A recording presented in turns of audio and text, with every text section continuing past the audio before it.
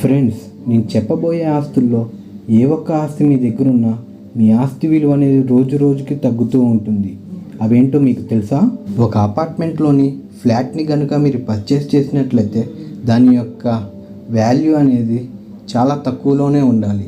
మీరు 2-3 కోట్లు పెట్టి ఫ్లాట్ పర్చేస్ చేసినా దాని యొక్క వాల్యూ అనేది రోజు రోజుకి తగ్గుతూనే ఉంటుందండి.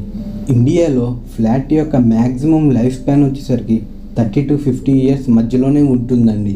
సెకండ్ వన్ వచ్చేసరికి super cars and super bikes అండి. లగ్జరీ కోసం మనం ఎంత ఇన్వెస్ట్మెంట్ పెట్టినా కార్స్ అండ్ బైక్స్ అనేవి మన నెసెసిటీస్ తీర్చేలా ఉండాలి తప్పించి వాటి మీద ఎంత ఇన్వెస్ట్మెంట్ పెట్టినా ఇన్ రిటర్న్ బెనిఫిట్ మనకేం ఉండదండి. థర్డ్ అండ్ ఫోర్త్ వన్ వచ్చేసరికి premium electronic products and premium furniture అండి.